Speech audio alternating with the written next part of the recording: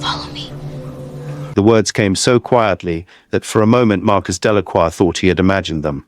He had been walking across the back terrace of his Connecticut estate, phone in one hand, the morning's first coffee in the other, his mind already 3 calls ahead, a board meeting at 9, a call with his attorney at 10, lunch with an investor who had been threatening for months to pull out of a deal that Marcus had spent 2 years building. He was 46 years old. He had built a logistics empire from a single warehouse in New Jersey into a company that moved freight across 4 continents. He was not a man who startled easily. He was not a man who stopped walking because of a sound. But he stopped. Because the voice had said his name first. Mr. Delacroix, don't shout, follow me. He turned, slowly, his coffee cup still in his hand, and looked down. Standing at the edge of the boxwood hedge that separated the terrace from the kitchen garden was a small girl. She could not have been more than 9 years old, in a faded yellow t-shirt and sneakers that were a size too big, the kind of shoes that get handed down. Her hair was pulled back into 2 neat braids, and her eyes, wide, steady, unblinking, were fixed on him with an intensity that did not belong on a child's face. He recognized her. Cora, the daughter of Patrice, his housekeeper of 6 years. He had seen Cora maybe a dozen times in those 6 years, sitting quietly on the back steps with a book while her mother worked, or walking beside Patrice to the staff parking area at the end of a shift. He had never spoken more than a sentence to her. He was not entirely sure he had ever learned her last name. Cora, he said. What's going on? Please, sir, don't look at the driveway. Just walk with me, behind the hedge. Her voice dropped even lower. Don't look at the driveway. Just walk with me. Behind the hedge, please. Marcus glanced, instinctively, toward the front of the property, toward the long gravel drive where his car waited every morning at exactly 7:40, where his driver, a man named Soto, who had worked for him for almost 5 years, stood beside the open rear door with the patience of a man who had done this 10,000 times. Everything looked normal. The car was the same dark blue sedan. Soto was in his usual grey jacket. The morning light fell across the gravel the way it always did. Cora, Marcus said, keeping his voice low but firm, I have a meeting in. Please. The word cracked slightly. Please, Mr. Delacroix, just for a minute. I'm not playing. It was that last sentence that did it. I'm not playing. Children said things like that when they had stopped being children, for a moment. When something had happened that pulled them, suddenly and without warning, into the adult world. And they were standing at the edge of it, not knowing how to get back out. Marcus set his coffee cup down on the stone balustrade. He followed her behind the hedge. They crouched together in the narrow gap between the boxwood and the low garden wall, a space no wider than 3 feet, shadowed and cool, smelling of cut grass and damp soil. From here, through a thin gap in the hedge, Marcus could just see the driveway, the car, Soto standing beside it. Talk to me, Marcus said quietly. What is this about? Cora was quiet for a moment, her small hands twisted together in her lap. Last night, she said, I couldn't sleep. My mum was still cleaning downstairs, and I came down to find her, but she was in the laundry room, and I couldn't find her. So I went looking by the side door, and the side door was open a little. And I heard people talking outside, on the patio, by the pool house. Who? Mrs. Delacroix, Cora said. And a man. Marcus felt something shift in his chest. Not yet alarm, not yet anything he could name. Just the smallest crack in the floor of an ordinary morning. What man? I don't know him, Cora said. I never saw him before. He had a deep voice, and he wasn't talking like a friend. He was talking like... She struggled for the word. Like work. Like when my mum talks to the man who fixes the boiler. Careful. Like everything was already decided. What did they say? Cora hesitated. They said your name, she said, a lot of times, and they talked about today.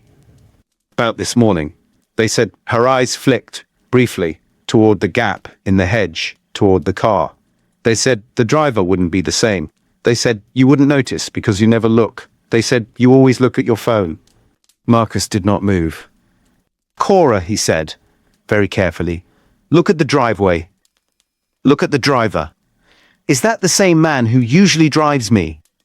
Cora leaned forward, just slightly, and looked through the gap. She was quiet for a long moment. It looks the same, she said slowly.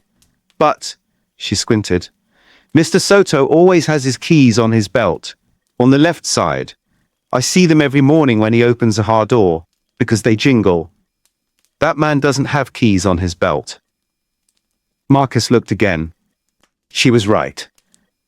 He had never consciously registered it before, the small metallic jingle that accompanied Soto's every movement, the keyring clipped to his belt loop that had become, over 5 years, simply part of the sound of his mornings, as unremarkable and unnoticed as birdsong. But it was there. It had always been there. And it was not there now. The man standing beside a car, same height as Soto, same grey jacket, same posture, moved without that sound. Oh my God, Marcus said quietly. If this story is gripping you so far, please tap the like button and let us know in the comments where you're watching from. Stories like this only reach the people who need them when you share them. Subscribe to the channel so the next one finds you too. Cora, Marcus said, his voice steady but quieter now, almost a whisper. Did they say anything else about what would happen after I got in the car? Cora's fingers tightened around each other. They said you'd go to the airport, she said, but you wouldn't get there. They said there's a place near the water where the road goes along by the old factories. They said the car would stop there, and then she stopped. And then what, Cora? And then they said it would look like an accident, she whispered, like the car went into the water by itself. The morning was very quiet. Somewhere beyond the hedge, a bird was singing in the dogwood tree near the pool house, the same tree Marcus realized that stood near the patio where his wife had been standing the night before, talking in a careful, decided voice to a man whose face Cora had never seen. Did they say anything about afterward? Marcus asked. About what would happen after that? Cora nodded slowly. The man said something about papers, she said. About something being already signed. He said in a few months, once everything was settled, Mrs. Delacroix would get... She frowned, trying to remember the exact words. He said she'd get all of it. That's what he said. All of it. Marcus closed his eyes. He thought about the document he had signed 8 months ago. A routine estate restructuring. His attorney had called it. Paperwork to consolidate the trusts after his father's death. Nothing that required more than 15 minutes and a signature on 4 separate pages. He remembered sitting at his own kitchen table, his wife Vanessa beside him with 2 cups of coffee, his attorney's associate walking him through each page, while Vanessa rubbed his shoulder gently and told him not to worry, she'd read it all already. It was just formalities. He had signed without reading the 3rd page closely. He always signed without reading the 3rd page closely. Can you stay right here, just for a minute? Don't move. Don't go back to the house yet. Are you going to get in the car? Cora asked. Her voice had gone very small. No, Marcus said. No, I'm not. He looked through the gap one more time, at the man in the grey jacket standing beside his car, at the gravel drive, at the dogwood tree near the pool house, where, the night before, his wife of 11 years had stood in the dark and talked about him as though he were already gone.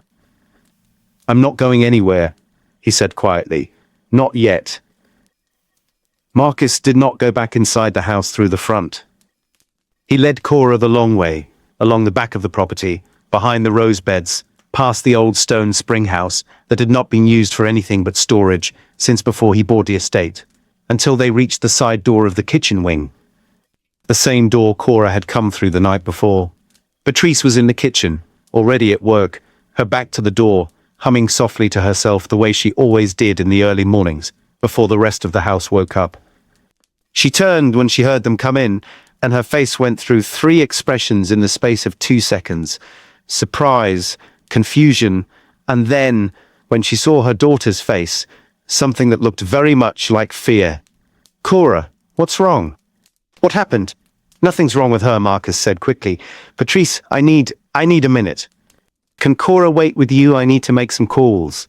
Patrice looked between her daughter and her employer, and something in her face told Marcus that she understood, not the specifics, not yet, but the shape of it. The particular quiet that falls over a house in the moment before something breaks. "Of course, sir," she said. Marcus crouched down once more, level with Cora. "Thank you," he said. "I mean that. You did something very brave this morning, and I am not going to forget it. I need you to stay with your mum for now, and I need you not to talk to anyone else about this. Not yet. Can you do that?" Cora nodded. "Is Mrs. Delacroix going to be mad at me?" she asked, and the question, so small, so practical, so entirely a child's question, nearly undid him. "No," Marcus said. "No one is going to be mad at you. Not ever. I promise you that." He stood, walked to his study, and closed the door behind him. He did not call the police. He thought about it. His hand actually hovered over the phone for a moment, the numbers half formed in his mind. But something in him, the same instinct that had built a company out of a single warehouse, told him to wait. If he called the police now, with nothing but the word of a 9-year-old and the absence of a sound he could not even prove had ever been there, it would become a story before it became a case. Wealthy man accuses wife of murder plot based on child's testimony. He could already hear how it would sound. He could already see how quickly it would unravel, how easily Vanessa, calm and composed and utterly convincing in every room she had ever walked into, would turn the entire household against the idea, would turn him into the unstable one, the paranoid one, the man whose business pressures had finally cracked something loose in his mind. No. He needed something else first. He needed proof. He picked up the phone and called the one person he trusted more than anyone else in his professional life, a man named Tobias Reyes, who had been his attorney for 14 years and who had, on more than one occasion, found things in contracts that other lawyers had missed entirely. Tobias answered on the second ring. "Marcus, you're up early." "Tobias, I need you to do something for me, and I need you to do it quietly. Today, before noon if possible." A pause. "What's going on?" "The estate restructuring I signed 8 months ago," Marcus said. "I need every page of it. Every signature page, every amendment, every beneficiary designation. I want to know exactly what I signed." "You signed what we discussed," Tobias said slowly. "The trust consolidation. We went over it together." "I want to see page 3, Marcus said. "I never read page 3 closely. I want to know what's on it." There was a longer pause this time. "Marcus," Tobias said carefully, "has something happened?" Marcus looked out his study window, across the back lawn, toward the hedge where he had crouched 20 minutes earlier with a 9-year-old girl who had just told him, in the careful and serious voice of a child reciting something she'd memorized, that his wife was planning to have him killed. "I think," he said, "that I may have signed away more than I realized." The morning crawled forward in the strange, suspended way that mornings do, when a person is performing normalcy, while everything underneath them has changed. Marcus called his office and told his assistant he was working from home. A delayed start morning, nothing unusual. He did it perhaps once a month. He told Soto, when the real Soto finally arrived at 7:50, 10 minutes after the imposter had been standing at the car, that he'd had a change of plans and wouldn't need the car after all. Soto, the real Soto, keys jingling on his belt, looked faintly confused, but said nothing more than, "Of course, sir. I'll be around if you need me." The imposter was gone by the time Soto arrived.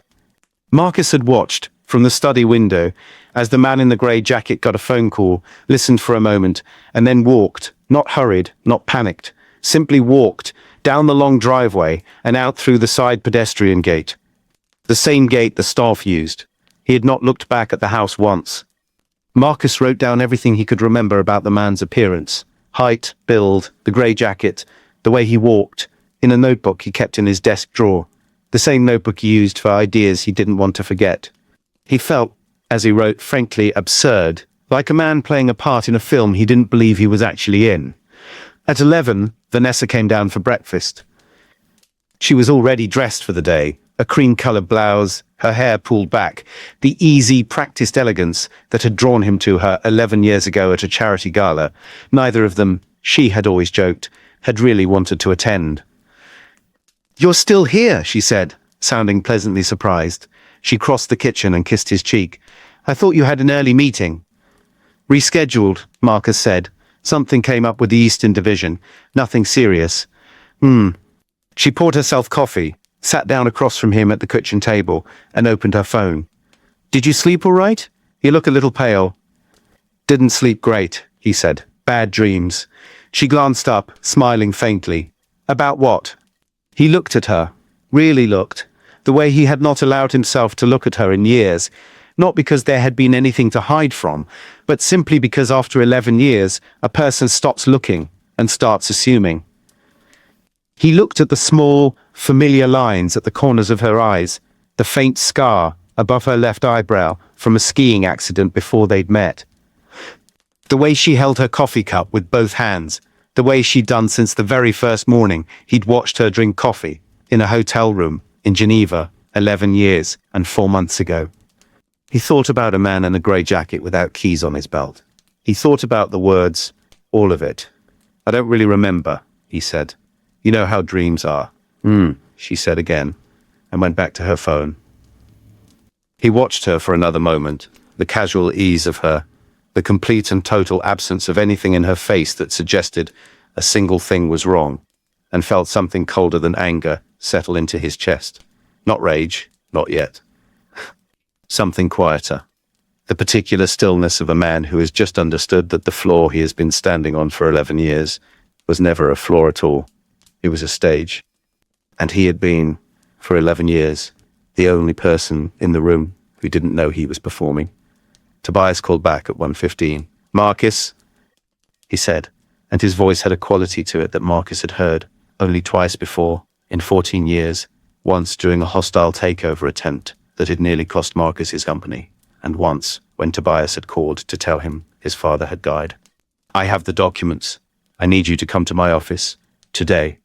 Not tomorrow. Tell me now," Marcus said. "I need to know now." A pause. "Page 3 of the trust amendment," Tobias said slowly. "Transfers controlling interest in the holding company, your company, Marcus, the parent entity that owns everything else, into a revocable trust.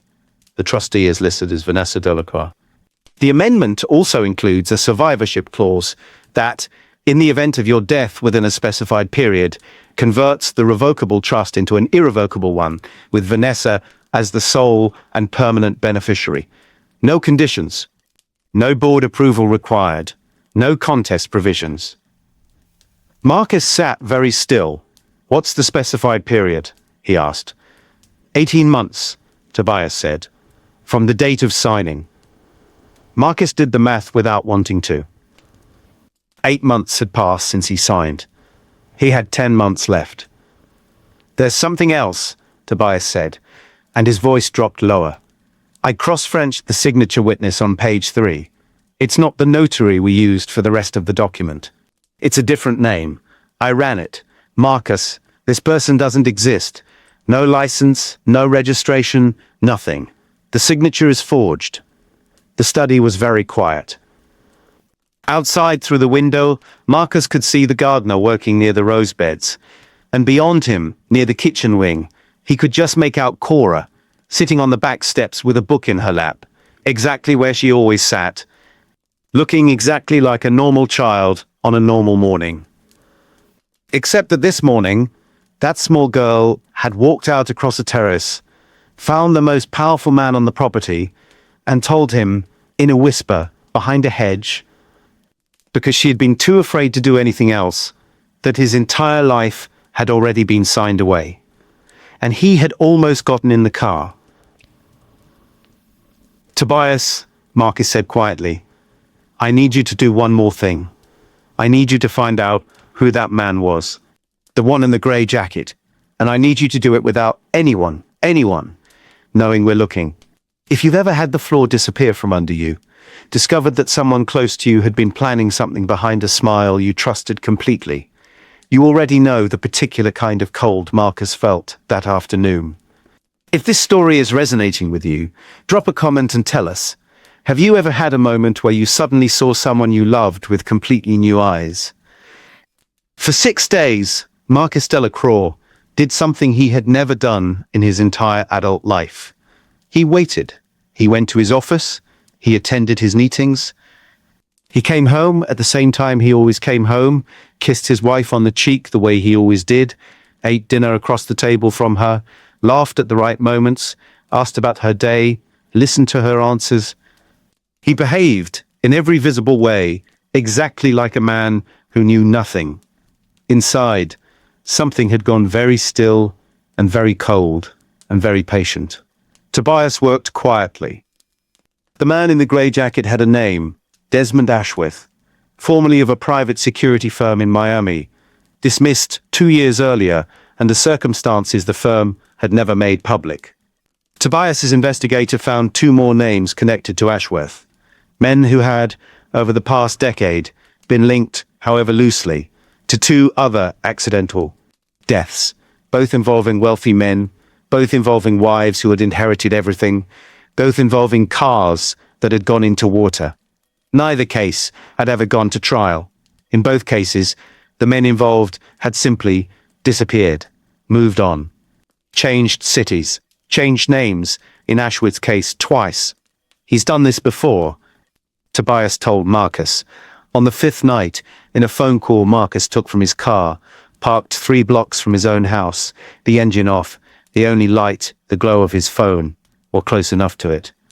This isn't his first time standing beside someone's car. And he'll do it again, Marcus said, unless we stop him here. We have enough for the police now, Tobias said.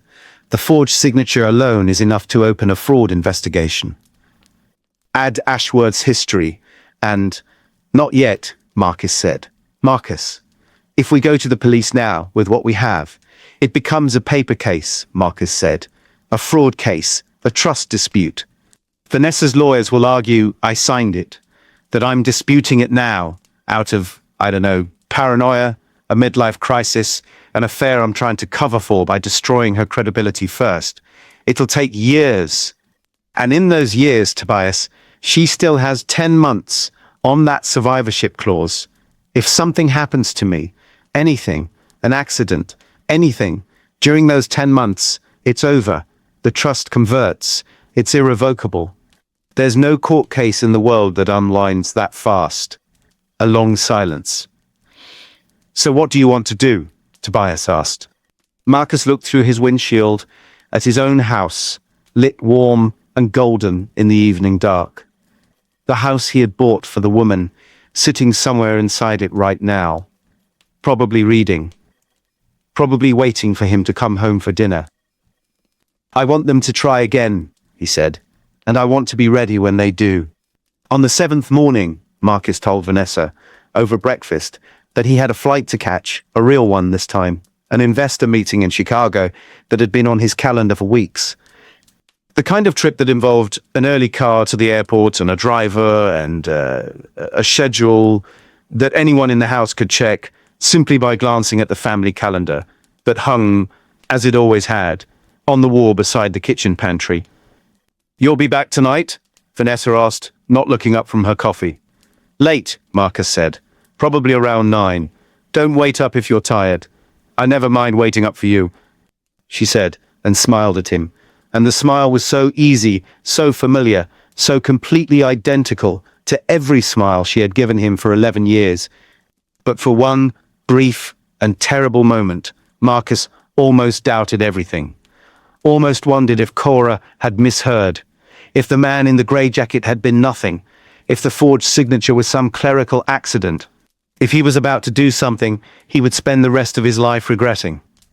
Then he thought about all of it. And the moment passed. At 7:40, the car was waiting in the driveway. Soto stood beside it, the real Soto, keys jingling on his belt, exactly where they had always been. Marcus had spoken to Soto privately the night before, in the garage, away from the house, away from anyone who might be listening. He had told Soto everything. Soto had listened, without a single change in his expression, the way a man listens when he has spent 5 years driving someone, and has, in that time, come to feel a loyalty that has nothing to do with a paycheck. "I'll drive exactly the route I always drive," Soto had said. "Unless you tell me otherwise." "I won't tell you otherwise," Marcus said. "I want them to think everything is normal. All the way to the turn by the old factories. That's where it happens, if it's going to happen. And then, Marcus said, we find out who's waiting." Marcus got into the car at 7:40, exactly as he did every morning. He kissed Vanessa goodbye on the front steps, exactly as he did every morning. She stood in the doorway and watched the car pull away, exactly as she did every morning. And Marcus did not look back at her through the rear window, because he was afraid of what his face might show if he did. The car pulled out of the gate and onto the road. For the first 10 minutes, everything was completely ordinary. Soto drove the route he always drove, the winding road through the wooded section of town, past the old stone church, onto the state highway that eventually led toward the airport. Then, just past the exit for the industrial park, the section of road that ran along the old canal, lined with abandoned factory buildings and rusted chain-link fences, the kind of place where, on a Tuesday morning, no one would be walking and no one would be watching. Soto's eyes flipped to the rearview mirror.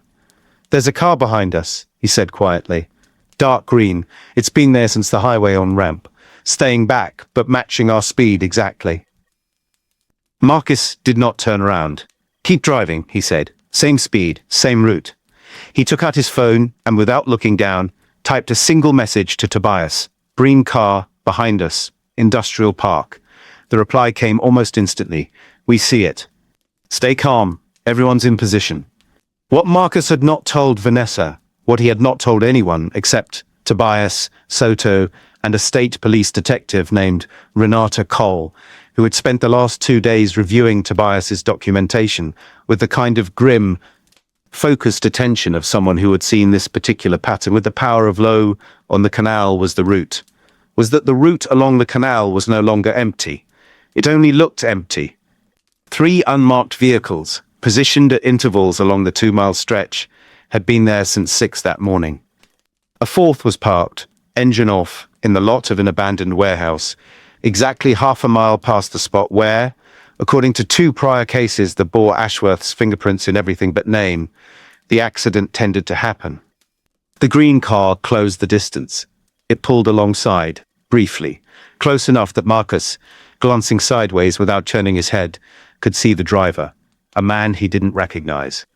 Young, focused, his eyes on the road ahead, rather than on the car beside him, the posture of someone executing a plan rather than improvising one. Then the green car dropped back and accelerated. It came up fast behind them, too fast, the kind of speed that, on this empty stretch of road, with a guardrail running along the canal's edge, we'd only need a single moment of contact at the right angle to send a car through that rail and into the water below. "Now," Marcus said. Soto did not brake. He did exactly what he had practiced the night before, in the empty parking lot of a closed shopping center, 3 times in a row, until his hands knew it without thinking. He pulled hard to the right, onto the wide gravel shoulder, and let the green car shoot past on his left, its driver suddenly finding the road ahead of him filled with 2 unmarked SUVs that had pulled out from behind the warehouse and were already turning sideways to block both lanes. The green car braked too late, too hard, and skidded sideways on the gravel, coming to a stop at an angle, nose pointed toward the guardrail, close enough that Marcus, looking out his own window, could see the driver's face clearly for the first time. He was young, younger than Marcus had expected.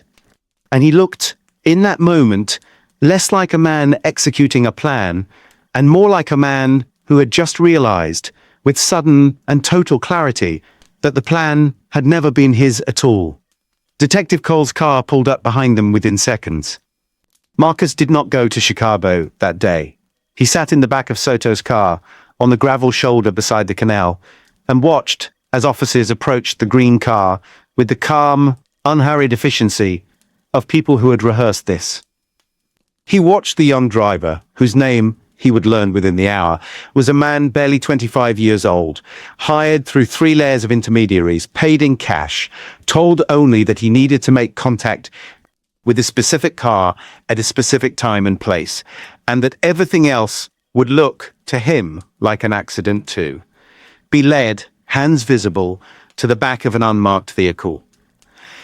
He thought about Ashworth, who Cole's team had picked up that same morning at a motel 40 minutes away, in possession of a phone with a single contact save under a name that wasn't Vanessa's, a burner number that, when traced, led back to an account that was... He thought about a forged signature on page 3 of a document he had signed without reading 8 months and 1 week ago at his own kitchen table, with his wife's hand resting gently on his shoulder. And he thought about a 9-year-old girl in a faded yellow t-shirt, crouched behind a hedge, whispering 5 words that had changed the direction of every single thing that came after them. Don't shout. Follow me. When the car finally pulled back through the gates of the estate, 3 hours later than Marcus had told Vanessa to expect him, though not for the reason she believed, Detective Cole's officers were already there. Vanessa was in the garden room when they arrived, exactly where she always was in the late morning, a cup of tea cooling on the table beside her, a book open in her lap that Marcus would later learn she had been reading for several weeks without finishing. She did not run. She did not deny it. Not really. Not in any way that held up for more than a few minutes. Not once Cole laid out, calmly and without theatrics, the documents Tobias had gathered, the forged signature, the survivorship clause, Ashworth's history, the young driver who had, within hours of his arrest, told investigators everything he knew, which, though he did not know much, was enough. She looked at Marcus only once, as the officers walked her toward the front door. "I want you to know," she said, and her voice was very quiet, very steady, the same voice she had used to ask him 11 years ago whether he took his coffee with sugar, that none of it was about you. Not really. It was never about you, Marcus. It was about the 11 years before you, about what it's like to spend your whole life being told you'll get something eventually, and then watching that something keep getting smaller and further away every single time. "I know," Marcus said. And strangely, he found that he did. Not forgiveness, nothing close to forgiveness, but something that was, perhaps, its distant cousin, understanding. "That's what makes it so hard," he said quietly. She didn't answer. The officers led her out, past the front steps, past the dogwood tree near the pool house, where, 8 nights ago, she had stood in the dark and talked about him as though he were already a problem that had been solved. 3 months later, on a Saturday morning in early autumn, Marcus walked out onto the back terrace with 2 cups of coffee, one for himself, and one, with extra cream and sugar, the way she liked it, for Patrice, who was taking a rare morning off and sitting on the back steps with her daughter, the 2 of them sharing a book between them. Cora looked up when she saw him coming. "Good morning, Mr. Delacroix," she said. "Marcus is fine," he said, the way he had told her at least a dozen times in the past 3 months, and the way she still, every time, declined to use. He sat down on the step below them, handed Patrice her coffee, and looked out across the garden at the hedge. Still there, still green, still ordinary. The same hedge that had once hidden a 9-year-old girl with enough courage to stop the most powerful man she knew from walking, calmly and without suspicion, toward the end of his own life. "What are you reading?" he asked. Cora turned the book so he could see the cover. "It's about a detective," she said. "She figures things out by paying attention to small details other people don't notice."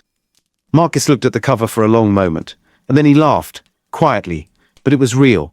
The first easy laugh he could remember in months. "That sounds like someone I know," he said. Cora smiled and went back to her book, and the morning continued, ordinary, golden, unremarkable in every way, except for the simple, enormous fact that it was happening at all.